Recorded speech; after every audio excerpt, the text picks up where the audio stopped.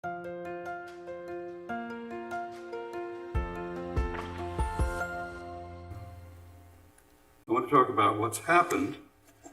souhaite discuter de ce qui est arrivé à l'Ukraine. Pourquoi cela s'est produit? Comment elle est susceptible de sortir de l'épreuve à laquelle l'ont soumise les rivalités des grandes puissances et quelles leçons nous pouvons en tirer? J'aborde ce sujet avec une certaine appréhension et un avertissement pour le public.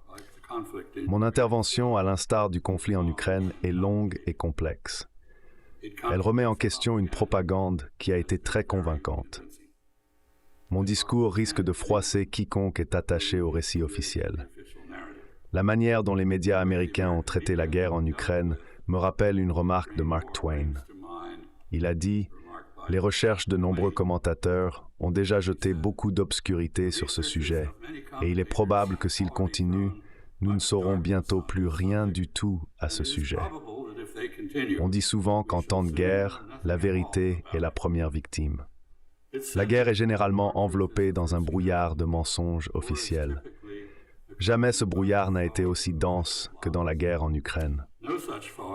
Alors que des centaines de milliers de personnes ont combattu et sont mortes en Ukraine, les machines de propagande à Bruxelles, Kiev, Londres, Moscou et Washington ont travaillé sans relâche pour nous assurer que nous prenions des positions passionnées, que nous croyions ce que nous voulons croire et que nous condamnions quiconque remet en question les récits que nous avons intériorisés. Personne sur les lignes de front n'a une idée réelle de ce qui se passe dans cette guerre. Ce que nous savons, c'est seulement ce que nos gouvernements et autres partisans de la guerre veulent que nous sachions.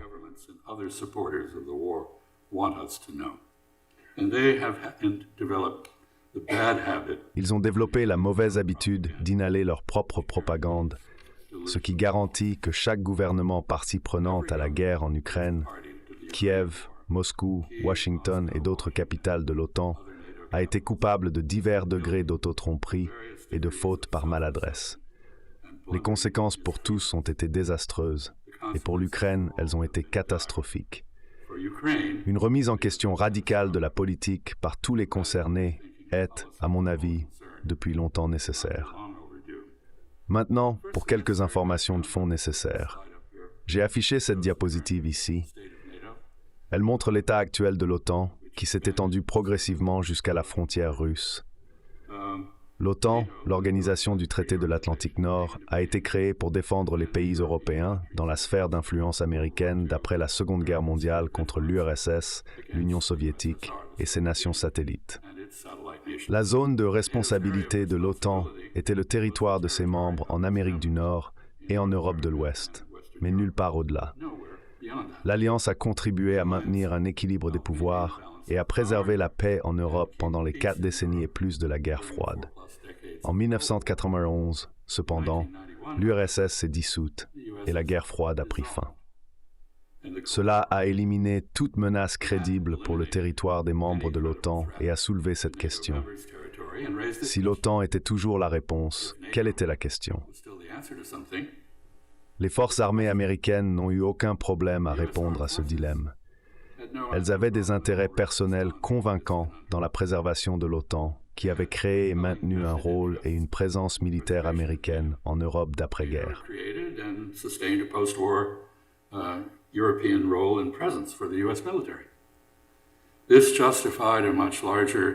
Cela justifiait une structure de forces américaines beaucoup plus importante et de nombreuses positions très convoitées pour les officiers généraux et amiraux qui n'auraient pas existé autrement.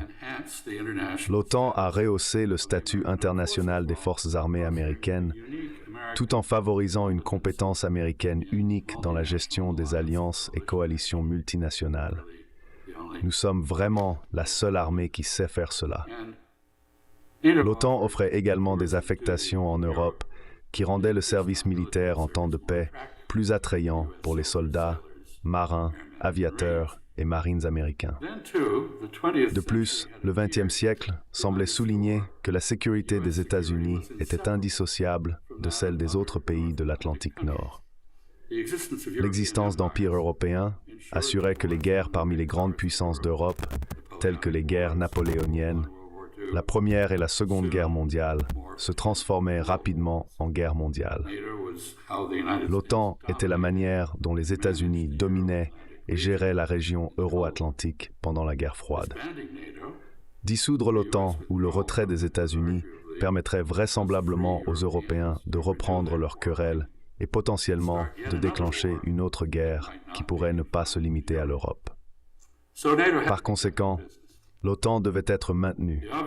La manière évidente d'accomplir cela était de trouver un nouveau rôle pour l'organisation en dehors de l'Europe. Il est venu à être dit que l'OTAN devait sortir de sa zone ou disparaître. Autrement dit, l'Alliance devait être repensée pour projeter la puissance militaire au-delà des territoires de ses États membres d'Europe occidentale et d'Amérique du Nord.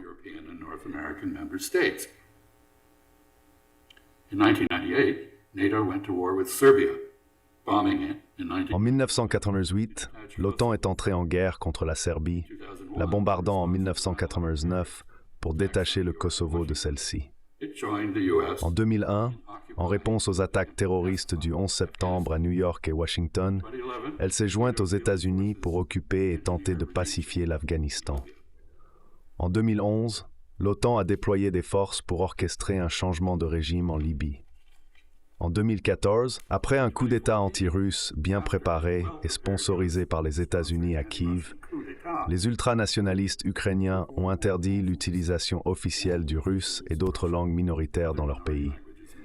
Dans le même temps, ils ont affirmé l'intention de l'Ukraine de devenir membre de l'OTAN. Parmi d'autres conséquences, l'adhésion de l'Ukraine à l'OTAN placerait la base navale russe de 250 ans à Sébastopol, en Crimée, sous contrôle américain et de l'OTAN. La Crimée, région russophone, avait voté à plusieurs reprises pour ne pas faire partie de l'Ukraine. Ainsi, citant le précédent de l'intervention violente de l'OTAN pour séparer le Kosovo de la Serbie, la Russie a organisé un référendum en Crimée qui a approuvé la réincorporation de la Crimée dans la Fédération de Russie. Les résultats de ce référendum, aussi discutables que l'organisation ait pu être, étaient entièrement cohérents avec les votes précédents sur cette question. Pendant ce temps, en réponse à l'interdiction par l'Ukraine de l'utilisation du russe dans les administrations et l'éducation, des zones majoritairement russophones dans la région du Donbass du pays ont tenté de faire sécession. Vous pouvez voir ici les résultats de diverses élections et manifestations qui valent peut-être la peine d'être examinées pendant que je parle.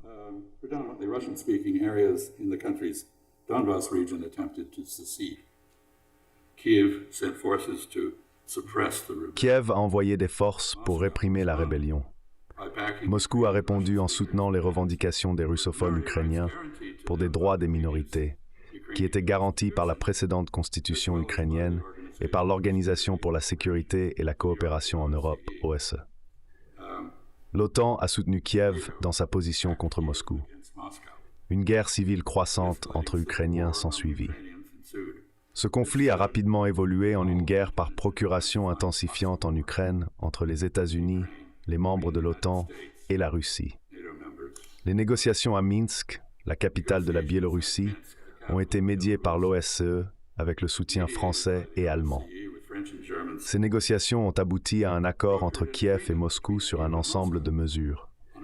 Les mesures comprenaient un cessez-le-feu dans le Donbass, le retrait des armes lourdes de la ligne de front, la libération des prisonniers de guerre, une réforme constitutionnelle en Ukraine, l'octroi de l'autonomie locale à certaines zones du Donbass et la restauration du contrôle de Kiev sur les frontières des zones rebelles avec la Russie. Le Conseil de sécurité des Nations unies a approuvé ces termes. Il représentait l'acceptation par Moscou que les provinces russophones en Ukraine resteraient partie intégrante d'une Ukraine unie, mais fédéralisée, à condition qu'elles jouissent d'une autonomie linguistique à la manière du Québec. Cependant, avec le soutien des États-Unis, l'Ukraine a refusé de mettre en œuvre ce à quoi elle avait consenti. Des années plus tard, les gouvernements français et allemands ont admis que leurs efforts de médiation à Minsk avaient été une ruse visant à gagner du temps pour armer Kiev contre Moscou. Directed at gaining time to arm Kiev against Moscow. And Ukrainian President Volodymyr Zelensky Le président ukrainien Volodymyr Zelensky, tout comme son prédécesseur Petro Porochenko, a admis qu'il n'avait jamais eu l'intention de mettre en œuvre les accords de Minsk, bien qu'il ait fait campagne sur la promesse de le faire lorsqu'il a remporté l'élection. À certains égards, les politiciens ukrainiens sont plus admirables que les politiciens américains, je suppose.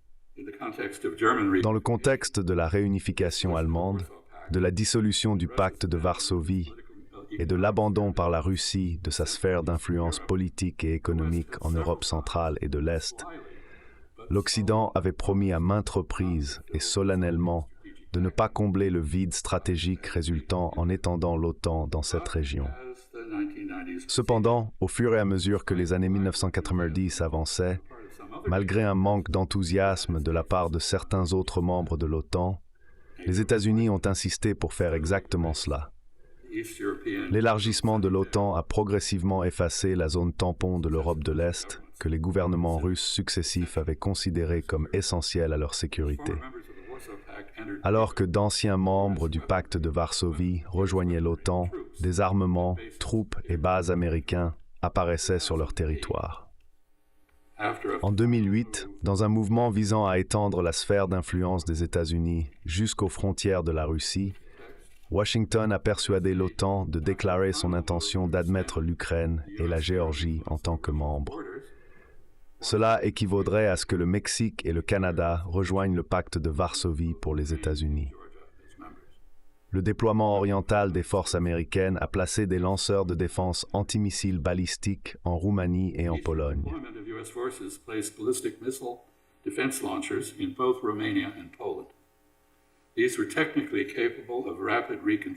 Ces derniers étaient techniquement capables d'une reconfiguration rapide pour lancer des frappes à courte portée sur Moscou. Leur déploiement a alimenté les craintes russes d'une attaque surprise décapitante des États-Unis. Si l'Ukraine rejoignait l'OTAN et que les États-Unis effectuaient des déploiements similaires là-bas, la Russie n'aurait qu'environ 5 minutes d'avertissement d'une frappe sur Moscou, encore moins s'il s'agissait de missiles hypersoniques. Le rôle de l'OTAN dans la séparation du Kosovo de la Serbie, dans les opérations de changement de régime et les efforts de pacification en Afghanistan et en Libye menés par les États-Unis, ainsi que son soutien aux forces anti-russes en Ukraine, ont convaincu Moscou qu'elle ne pouvait plus considérer l'OTAN comme une alliance purement défensive. Dès 1994, les gouvernements russes successifs ont commencé à avertir les États-Unis, sous Boris Eltsine, et l'OTAN que l'expansion continue, en particulier en Ukraine et en Géorgie, obligerait à une réponse énergique. Washington était conscient de la détermination russe à faire cela grâce à de multiples sources, y compris les rapports de ses ambassadeurs à Moscou. En février 2007, Vladimir Poutine, s'exprimant à la conférence sur la sécurité de Munich, a déclaré « Je pense qu'il est évident que l'expansion de l'OTAN représente une sérieuse provocation et nous avons le droit de demander contre qui cette expansion est-elle destinée. Et qu'est-il advenu des assurances que nos partenaires occidentaux ont faites après la dissolution du pacte de Varsovie ?» Le 1er février 2008, l'ambassadeur Bill Burns, aujourd'hui à la tête de la CIA, a averti dans un télégramme de Moscou que sur ce sujet, les Russes étaient unis, déterminés et sérieux.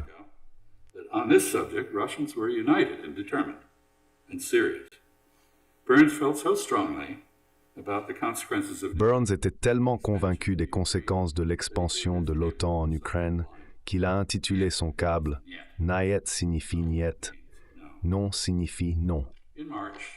En mars 2008, l'OTAN a invité l'Ukraine et la Géorgie à rejoindre l'Alliance, malgré la protestation de Moscou, selon laquelle l'adhésion à l'Alliance serait une énorme erreur stratégique qui pourrait avoir des conséquences très graves pour la sécurité pan-européenne. En août 2008, comme pour souligner ce point, lorsque la Géorgie, se sentant enhardie, a cherché à étendre son autorité aux zones minoritaires rebelles à la frontière russe, Moscou est entré en guerre pour consolider leur indépendance en Abkhazie et en Ossétie du Sud. Moins d'un jour après le coup d'État soutenu par les États-Unis qui a installé un gouvernement anti-russe à Kiev en 2014, Washington a formellement reconnu le nouveau régime.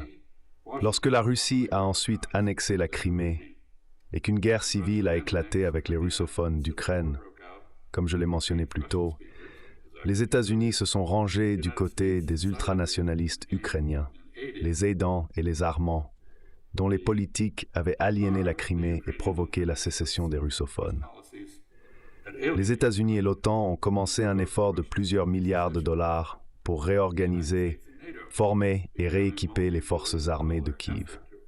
Le but déclaré était de permettre à Kiev de reconquérir le Donbass et éventuellement la Crimée.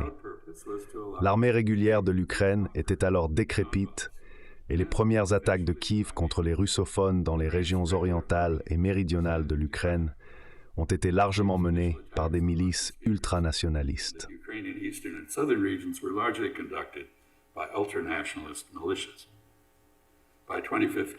En 2015, des soldats russes combattaient aux côtés des rebelles du Donbass. Une guerre par procuration non déclarée entre les États-Unis et l'OTAN contre la Russie avait commencé.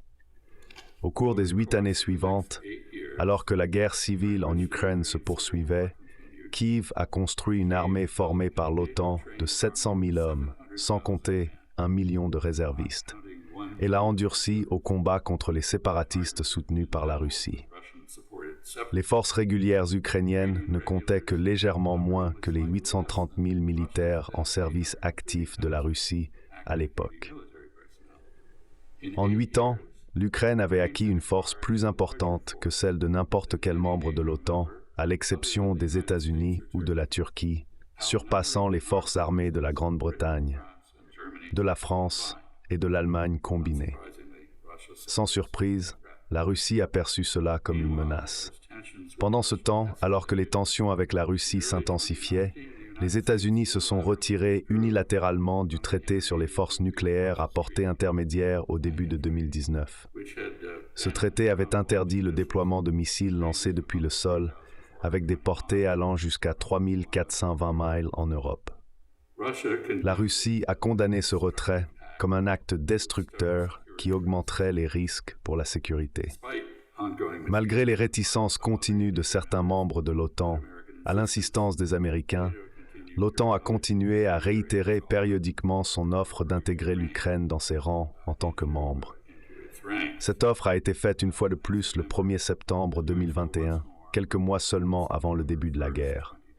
À ce moment-là, après des milliards de dollars en formation et transfert d'armes américains, Kiev a jugé qu'elle était enfin prête à écraser la rébellion de sa population russophone et de leurs alliés russes.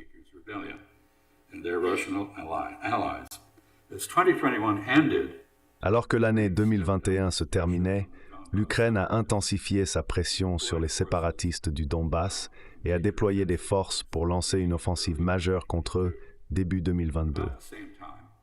Environ au même moment, en décembre 2021, 28 ans après le premier avertissement de Moscou à Washington, Vladimir Poutine a formulé une demande officielle de garantie de sécurité écrite. Ces garanties visaient à réduire les menaces apparentes pour la Russie de l'élargissement de l'OTAN, en rétablissant la neutralité de l'Ukraine, en interdisant le stationnement de forces américaines aux frontières russes et en réinstaurant des limites sur le déploiement de missiles à portée intermédiaire et plus courte en Europe. Le ministère des Affaires étrangères russe a ensuite présenté un projet de traité à Washington incorporant ces termes, qui faisait écho à des demandes similaires formulées par l'ancien président Boris Eltsine en 1987. En même temps, apparemment à la fois pour souligner le sérieux de Moscou et pour contrer l'offensive prévue de Kiev contre les séparatistes du Donbass, la Russie a massé des troupes le long de sa frontière avec l'Ukraine. Le 26 février 2022, les États-Unis ont formellement répondu aux Russes que ni eux ni l'OTAN n'accepteraient de négocier la neutralité de l'Ukraine ou d'autres questions de ce genre avec la Russie.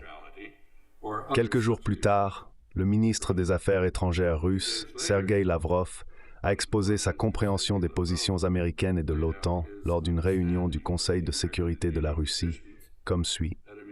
Nos collègues occidentaux ne sont pas prêts à prendre en compte nos principales propositions, principalement celles sur la non-expansion vers l'est de l'OTAN. impose on NATO's eastward non-expansion. This demand was rejected. Cette demande a été rejetée, invoquant la politique de la porte ouverte du bloc et la liberté de chaque État de choisir sa propre manière d'assurer sa sécurité. Ni les États-Unis ni l'OTAN n'ont proposé d'alternative à cette disposition clé. Moscou voulait des négociations, mais en leur absence, elle était prête à aller à la guerre pour éliminer les menaces auxquelles elle s'opposait. Washington le savait en rejetant les pourparlers avec Moscou. Le refus américain de discuter était une décision sans équivoque d'accepter le risque de guerre plutôt que d'explorer tout compromis ou arrangement avec la Russie. Les services de renseignement américains et alliés ont immédiatement commencé à diffuser des informations prétendant décrire les opérations militaires russes imminentes et ce qu'ils ont décrit comme un effort pour dissuader ces opérations. D'ailleurs, si vous revenez en arrière et lisez les prédictions, elles ne correspondent pas du tout à ce que les Russes ont fait, ce qui est assez intéressant. À la mi-février, les combats entre l'armée ukrainienne et les forces sécessionnistes dans le Donbass se sont intensifiés, avec des observateurs de l'OSCE signalant une hausse rapide des violations du cessez-le-feu des deux côtés, mais avec la plupart prétendument initiées par l'Ukraine. Peut-être de manière peu sincère, les sécessionnistes du Donbass ont alors fait appel à Moscou pour les protéger et ont ordonné une évacuation générale des civils vers des refuges sûrs en Russie. Le 21 février, le président russe Poutine a reconnu l'indépendance des deux soi-disant républiques populaires du Donbass et a ordonné aux forces russes de les sécuriser contre les attaques ukrainiennes.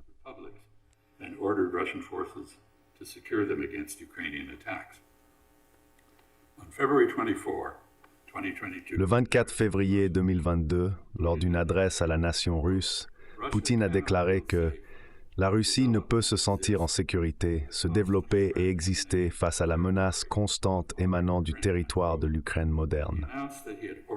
Il a annoncé qu'il avait ordonné ce qu'il a appelé une opération militaire spéciale pour protéger les gens qui ont été soumis à l'intimidation et au génocide ces 8 dernières années, et pour s'efforcer de la démilitarisation et de la dénazification de l'Ukraine. Il a ajouté que c'est un fait que pendant les 30 dernières années, nous avons patiemment essayé de parvenir à un accord avec les pays leaders de l'OTAN concernant les principes de sécurité égale et indivisible en Europe. En réponse à nos propositions, nous avons invariablement fait face soit à une tromperie et des mensonges cyniques, soit à des tentatives de pression et de chantage, tandis que l'Alliance Atlantique Nord continuait de s'étendre malgré nos protestations et préoccupations. Sa machine militaire est en mouvement et, comme je l'ai dit, s'approche de notre frontière même. Le récit officiel présenté par les États-Unis et l'OTAN, qui fait partie de la guerre d'information contre la Russie, contredit chaque élément de cette déclaration du président Poutine. Malheureusement, cependant, les faits la confirment. Dans l'ère post-soviétique, l'OTAN, la sphère d'influence des États-Unis en Europe et notre présence militaire là-bas se sont constamment étendus vers les frontières de la Russie, malgré les avertissements et les protestations russes qui s'intensifiaient. En revanche, Moscou était en retraite constante, ayant abandonné sa sphère d'influence en Europe de l'Est. It had abandoned its sphere of influence in Eastern Europe. It made no effort to re-establish it. Moscou n'a fait aucun effort pour le rétablir. Elle a répété à maintes reprises que l'élargissement de l'OTAN et le déploiement avancé des forces américaines, qui pourraient menacer la Russie, en particulier depuis l'Ukraine, constituaient une grave menace. Moscou s'est senti obligé de réagir à cela. Étant donné la transformation de l'OTAN d'une alliance purement défensive et centrée sur l'Europe en un instrument de projection de puissance en soutien au changement de régime des États-Unis et à d'autres opérations militaires au-delà de ses frontières, Moscou avait des raisons valables de s'inquiéter. L'adhésion de l'Ukraine à l'OTAN représenterait une menace active pour la sécurité russe. Cette menace a été soulignée par le retrait des États-Unis du traité qui avait empêché le stationnement d'armes nucléaires à portée intermédiaire en Europe, y compris en Ukraine. Moscou a constamment exigé la neutralité pour l'Ukraine, ce qui ferait de l'Ukraine à la fois un tampon et un pont entre la Russie et le reste de l'Europe, plutôt que de faire partie de la Russie ou une plateforme de projection de puissance russe contre l'Europe. En revanche, les États-Unis ont cherché à faire de l'Ukraine un membre de l'OTAN, une partie de leur sphère d'influence, et une plateforme pour le déploiement de la puissance militaire américaine contre la Russie. Moscou a accepté à Minsk de respecter la souveraineté ukrainienne dans la région du Donbass, à condition que les droits des russophones y soient garantis. Cependant, avec le soutien des États-Unis et de l'OTAN, l'Ukraine a refusé de mettre en œuvre les accords de Minsk et a redoublé d'efforts pour soumettre le Donbass.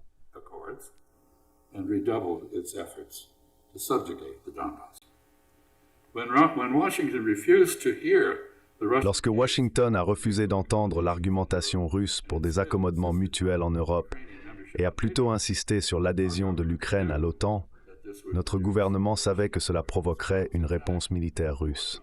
En fait, Washington l'avait publiquement prédit. Au début de la guerre qui en a résulté, lorsque la médiation d'une tierce partie a abouti à un projet de traité de paix entre la Russie et l'Ukraine, l'Occident, représenté par les Britanniques, est intervenu pour insister sur le fait que l'Ukraine le répudie. Cet incident regrettable m'amène aux objectifs de guerre des participants, que chaque camp a choisi de dénaturer dans le cas de l'autre. Kiev n'a pas dévié de ses objectifs, qui sont de forger une identité nationale purement ukrainienne, excluant les langues, cultures et autorités religieuses russes et autres. Juste aujourd'hui, Orbán, le premier ministre de droite de la Hongrie, a annoncé qu'il s'opposerait à toute aide supplémentaire à l'Ukraine jusqu'à ce que les 150 000 résidents de langue hongroise de l'Ukraine soient autorisés à utiliser leur propre langue, comme c'était le cas sous l'ancienne constitution. L'Ukraine voulait soumettre les russophones qui se sont révoltés en réponse à cette tentative d'assimilation forcée. L'Ukraine voulait obtenir la protection des États-Unis et de l'OTAN et s'intégrer dans l'UPPEB. L'Ukraine voulait reconquérir les territoires russophones que Moscou avait illégalement annexés à l'Ukraine, y compris les oblasts du Donbass et la Crimée. Je devrais revenir à certaines des conséquences de 2014.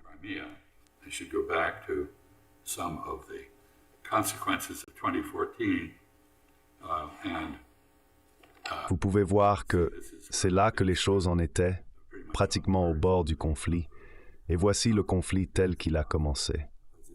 Moscou a clairement énoncé ses objectifs maximaux et minimaux dans le projet de traité qu'elle a présenté à Washington le 12 décembre 2021. Les intérêts fondamentaux de la Russie ont été et restent, premièrement, de nier à l'Ukraine l'accès à la sphère d'influence américaine qui a englouti le reste de l'Europe de l'Est en contraignant l'Ukraine à affirmer sa neutralité entre les États-Unis, l'OTAN et la Russie, et deuxièmement, de protéger et d'assurer les droits fondamentaux des russophones en Ukraine. Les objectifs de Washington, que l'OTAN a dûment adoptés comme siens, ont été beaucoup plus ouverts et non spécifiques. Comme l'a dit le conseiller à la sécurité nationale Jake Sullivan en juin 2022, quelques mois après le début de la guerre, nous nous sommes abstenus de définir ce que nous voyons comme un dénouement.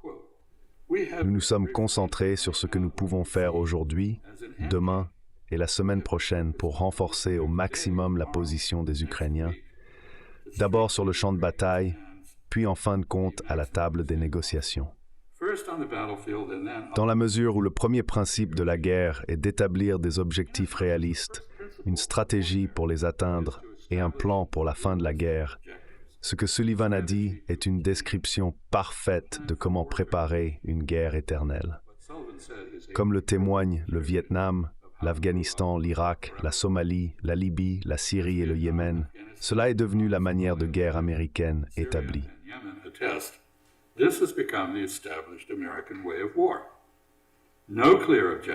Aucun objectif clair, aucun plan pour les atteindre, et aucune conception de comment mettre fin à une guerre, à quelles conditions et avec qui. La déclaration la plus cohérente, et caractéristiquement, je suis désolé de le dire, des objectifs américains dans cette guerre a été offerte par le président Biden alors qu'elle commençait. Il a dit que son but vis-à-vis de la Russie était, je cite, « d'entamer sa force économique et d'affaiblir son armée pour les années à venir ». Fin de citation, quel qu'en soit le prix. À aucun moment le gouvernement des États-Unis ou l'OTAN n'a déclaré que la protection de l'Ukraine ou des Ukrainiens, par opposition à l'exploitation de leur bravoure pour abattre la Russie, était l'objectif central américain. Nous avons été prêts à combattre jusqu'au dernier Ukrainien. En avril 2022, le secrétaire à la Défense Lloyd Austin a réitéré que l'aide américaine à l'Ukraine visait à, je cite, « affaiblir et isoler la Russie », fin de citation, et ainsi la priver de toute capacité crédible à faire la guerre à l'avenir. Un bon nombre de politiciens et de commentateurs américains ont loué les avantages de faire sacrifier des Ukrainiens plutôt que des Américains pour cet objectif. Certains sont allés plus loin et ont plaidé pour la dislocation de la Fédération de Russie comme un avertissement. Si vous êtes russe, vous n'avez pas besoin d'être paranoïaque pour considérer de telles menaces comme existentielles. Le président russe Poutine évalue les objectifs de guerre des États-Unis comme visant à humilier la Fédération de Russie stratégiquement et, si possible, à renverser son gouvernement et à la démembrer. Les États-Unis n'ont pas contesté son évaluation.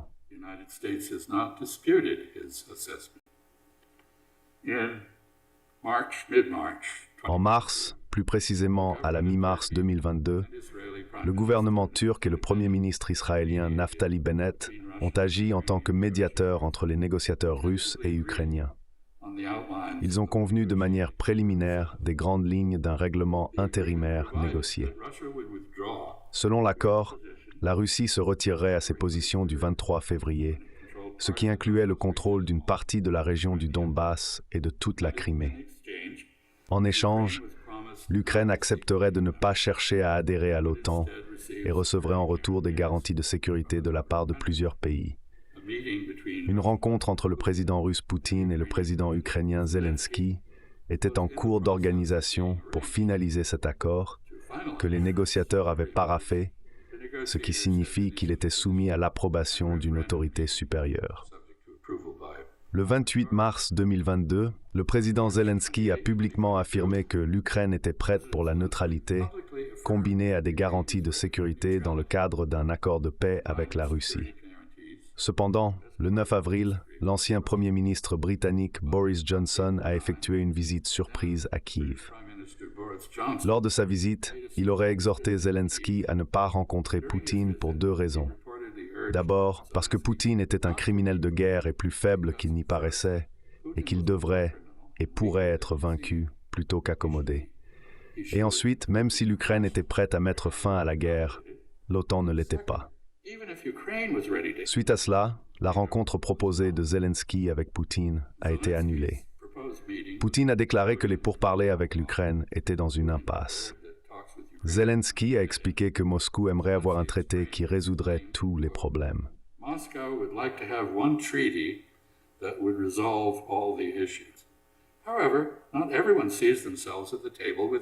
Cependant, tout le monde ne se voit pas à la table avec la Russie. Pour eux, les garanties de sécurité pour l'Ukraine sont une question, et l'accord avec la Fédération de Russie en est une autre. Cela a marqué la fin des négociations russo-ukrainiennes, et par conséquent, toute perspective de résolution du conflit ailleurs que sur le champ de bataille.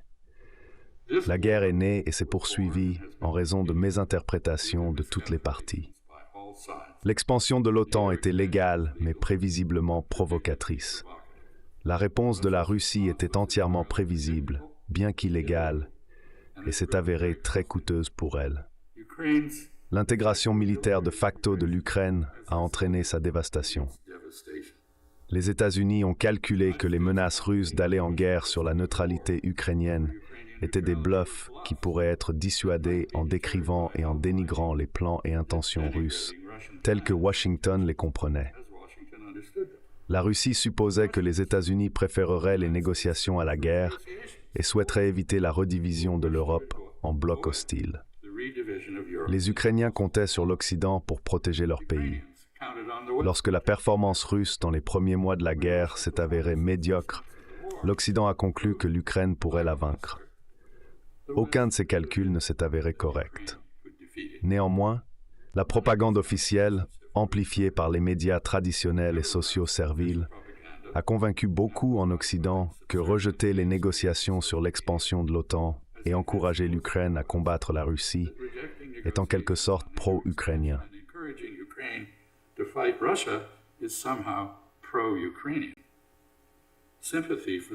La sympathie pour l'effort de guerre ukrainien est tout à fait compréhensible et je la partage. Cependant, comme la guerre du Vietnam aurait dû nous l'enseigner, les démocraties perdent lorsque l'encouragement remplace l'objectivité dans le reportage et que les gouvernements préfèrent leur propre propagande à la vérité de ce qui se passe sur le champ de bataille. La seule façon de juger du succès ou de l'échec des politiques est en référence aux objectifs qu'elles étaient censées atteindre. Alors, comment se débrouillent les participants à la guerre en Ukraine pour atteindre leurs objectifs? Commençons par l'Ukraine. De 2014 à 2022, la guerre civile en Ukraine a coûté la vie à près de 15 000 personnes. Le nombre de ceux tués au combat depuis le début de la guerre par procuration entre les États-Unis et la Russie en février 2022 est inconnu. C'est un crime en Ukraine de révéler les chiffres des pertes, mais il est certainement de dizaines de milliers. Les chiffres des victimes ont été dissimulés par une guerre de l'information d'une intensité sans précédent.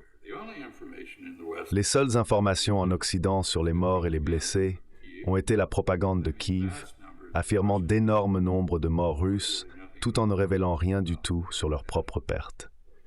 Cependant, on sait que 10% des Ukrainiens sont maintenant impliqués avec les forces armées et 68% ont des parents ou des amis qui ont été tués ou blessés. On estime à 50 000 le nombre d'Ukrainiens qui sont maintenant amputés. Pour mettre cela en perspective, pendant la Première Guerre mondiale, où l'amputation était le traitement standard pour une blessure à un membre, seulement 41 000 Britanniques ont dû subir des amputations.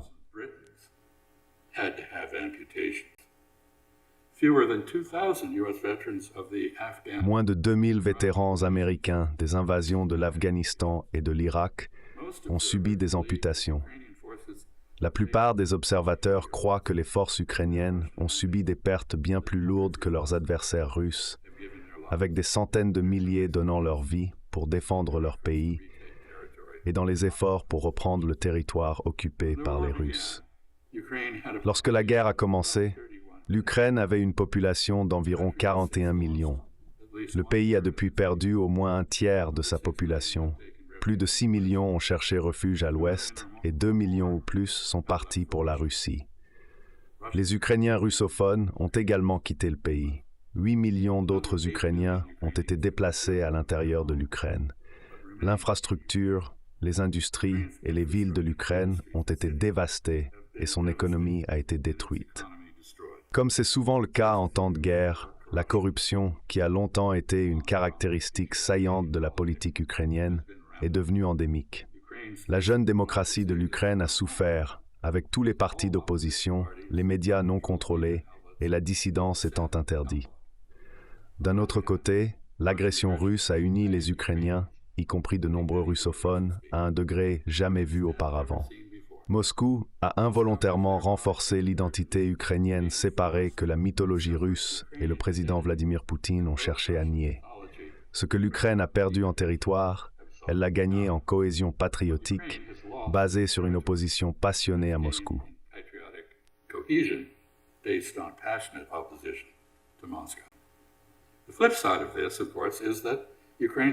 L'envers de la médaille, bien sûr, est que les séparatistes russophones de l'Ukraine ont également vu leur identité russe renforcée. Il y a maintenant peu ou pas de possibilité qu'ils acceptent un statut au sein d'une Ukraine unie, comme cela aurait été le cas selon les accords de Minsk. Avec l'échec de la contre-offensive ukrainienne, la situation est très incertaine. Je veux vous montrer ce que l'Ukraine a gagné, que vous pouvez voir sur cette diapositive. Il s'agit d'une ou deux petites zones bleues. Avec l'échec des contre-offensives, ce qui n'est pas très clair, il est peu probable que le Donbass ou la Crimée reviennent jamais sous la souveraineté ukrainienne. Alors que la guerre continue, l'Ukraine pourrait bien perdre davantage de territoire, y compris son accès à la mer Noire. Ce qui a été perdu sur le champ de bataille et dans le cœur des gens ne peut être regagné à la table des négociations. L'Ukraine sortira de cette guerre mutilée, estropiée et considérablement réduite tant en territoire qu'en population. Enfin, il n'y a maintenant aucune perspective réaliste d'adhésion de l'Ukraine à l'OTAN. Comme l'a dit le conseiller du NSC, Sullivan, tout le monde doit regarder en face le fait que permettre à l'Ukraine de rejoindre l'OTAN à ce stade signifie la guerre avec la Russie. Le secrétaire général de l'OTAN, Jens Stoltenberg, a déclaré que la condition préalable à l'adhésion de l'Ukraine à l'OTAN est un traité de paix entre elle et la Russie. Un tel traité n'est nulle part en vue.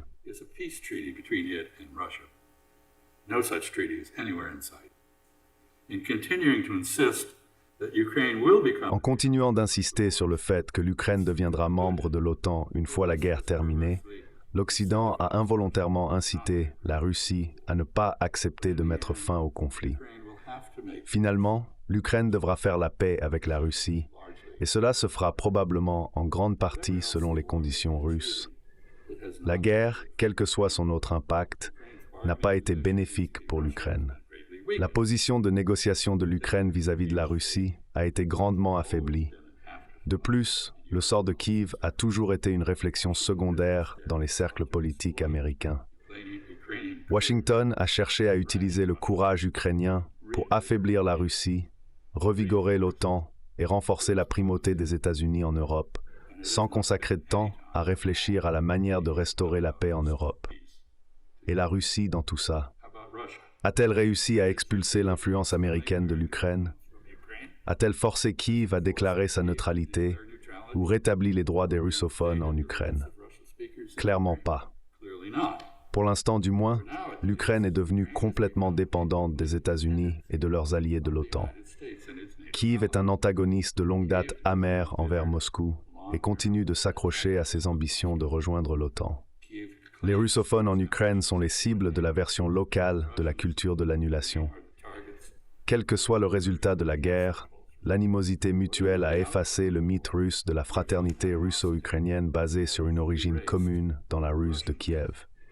Par conséquent, la Russie a dû abandonner 3 siècles d'efforts pour s'aligner avec l'Europe et, à la place, se tourner vers la Chine, l'Inde, le monde islamique et l'Afrique.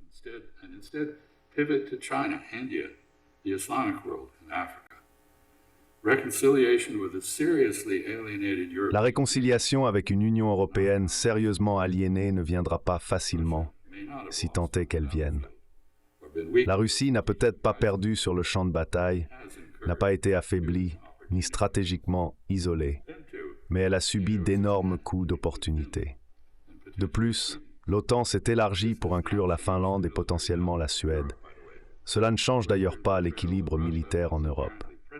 Malgré la représentation occidentale de la Russie comme étant intrinsèquement prédatrice, Moscou n'a ni le désir ni la capacité d'attaquer ces 2 États amicaux, anciennement alignés sur l'Occident et formidablement armés, mais nominalement neutres.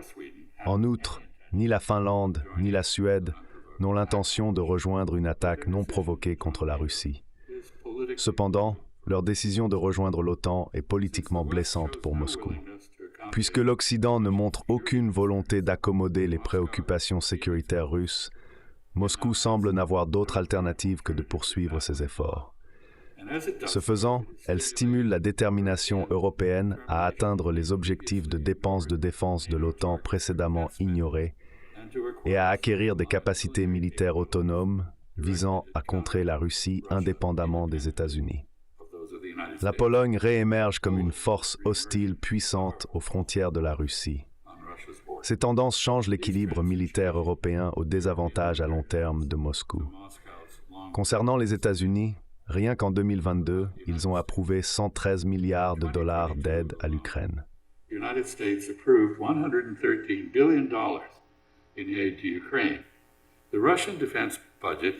Le budget de la défense russe cette année-là était inférieur de moitié, à 54 milliards de dollars. Depuis, il a approximativement doublé. Les industries de défense russes ont été revitalisées, certaines produisant désormais plus d'armements en un mois qu'elles n'en produisaient en un an. L'économie autarcique de la Russie a résisté à 18 mois de guerre totale menée contre elle à la fois par les États-Unis et l'Arménie.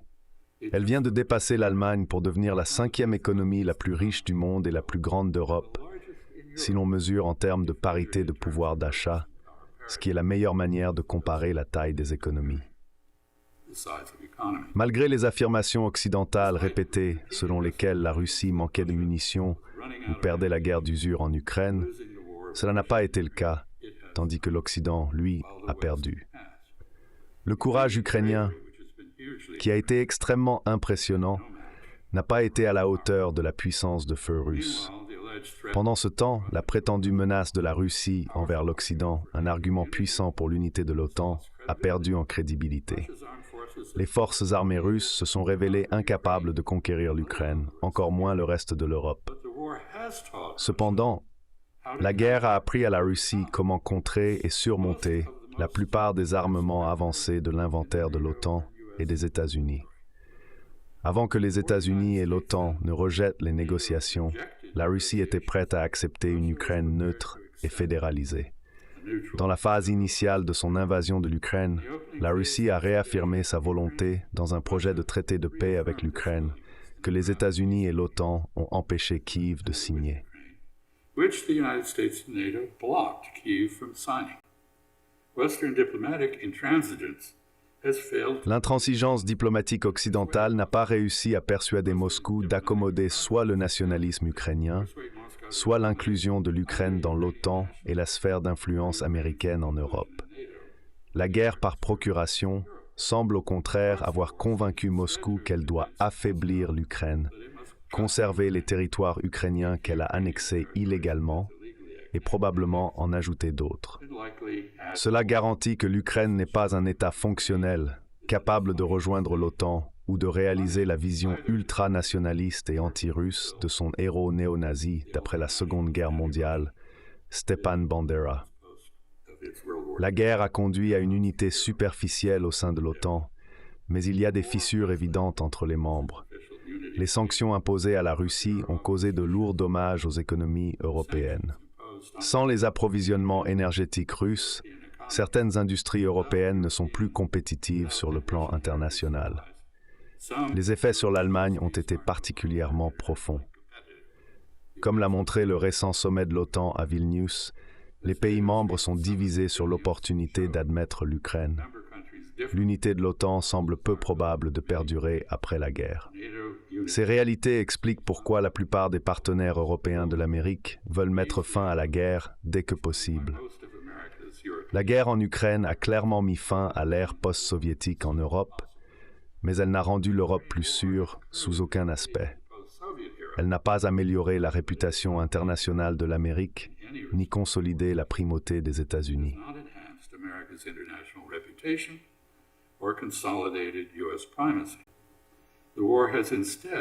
La guerre a accéléré l'émergence d'un ordre mondial multipolaire post-américain. Une caractéristique de celui-ci est un axe anti-américain entre la Russie et la Chine. Pour affaiblir la Russie, les États-Unis ont eu recours à des sanctions unilatérales d'une intrusivité sans précédent. Celles-ci incluent des sanctions secondaires ciblant des activités commerciales normales à distance entre d'autres pays qui n'impliquent pas de lien avec les États-Unis et qui sont légales dans la juridiction des parties transactionnelles. Washington bloque activement le commerce entre des pays qui n'ont rien à voir avec la guerre en Ukraine, simplement parce qu'ils ne s'alignent pas sur la politique américaine. En conséquence, une grande partie du monde est désormais engagée dans le développement de liens financiers et de chaînes d'approvisionnement indépendants du contrôle américain. Cela comprend des efforts internationaux intensifiés pour mettre fin à l'hégémonie du dollar, qui est la base de la suprématie des États-Unis. Si ces efforts réussissent, les États-Unis ne seront plus capables de maintenir les déficits commerciaux et de balance des paiements qui soutiennent notre niveau de vie actuel et notre statut de société la plus puissante de la planète. L'utilisation par Washington de pressions politiques et économiques pour contraindre d'autres pays à se conformer à nos politiques anti-russes et anti-chinoises, a clairement eu l'effet inverse. Cela a encouragé même d'anciens États clients des États-Unis à chercher des moyens d'éviter de s'embrouiller dans de futurs conflits américains et des guerres par procuration qu'ils ne soutiennent pas, comme celle en Ukraine.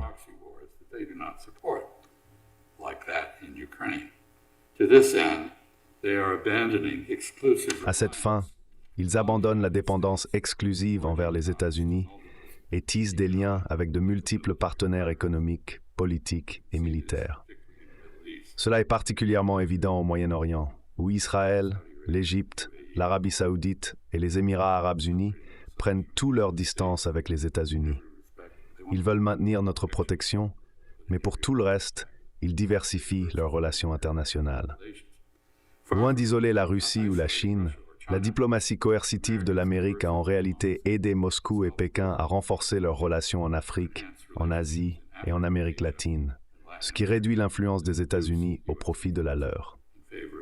En bref, la politique américaine a entraîné de grandes souffrances en Ukraine et une escalade des budgets de défense, ici et en Europe, mais elle a échoué à affaiblir ou isoler la Russie. Plus de la même chose n'atteindra pas ces objectifs souvent énoncés par les Américains. La Russie a appris comment combattre les systèmes d'armes américains et a développé des contre-mesures efficaces. Elle a été militairement renforcée, non affaiblie. Elle s'est réorientée et a été libérée de l'influence occidentale, non isolée.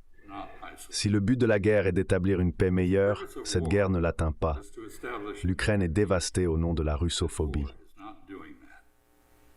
À ce stade, personne ne peut prédire avec confiance l'étendue du territoire ou de la population de l'Ukraine qui restera lorsque les combats cesseront, ni comment les arrêter.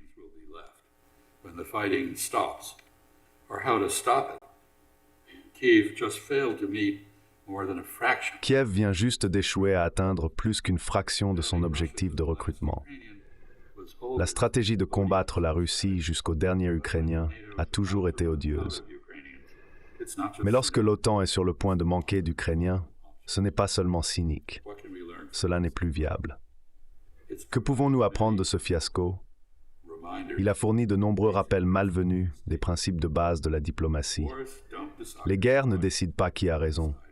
Elles décident qui reste. La meilleure façon d'éviter la guerre est de réduire ou d'éliminer les appréhensions et les griefs qui en sont la cause.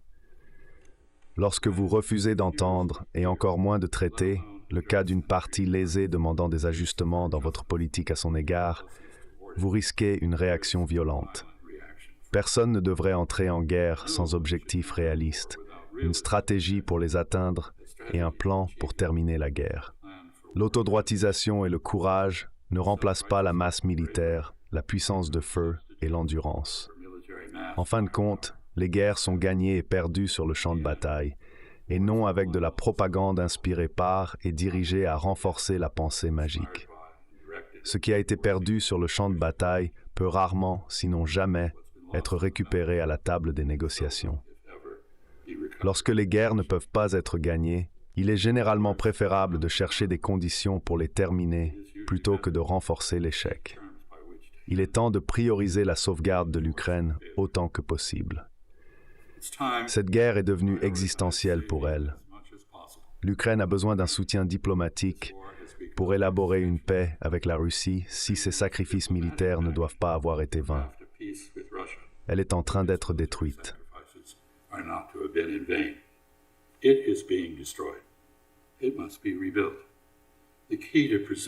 La clé pour préserver l'Ukraine est de renforcer et soutenir Kiev pour mettre fin à la guerre dans les meilleures conditions possibles, de faciliter le retour de ces réfugiés, dont beaucoup ne montrent aucune intention de revenir, et d'utiliser le processus d'adhésion à l'Union européenne pour faire avancer les réformes libérales et établir un gouvernement intègre dans une Ukraine neutre.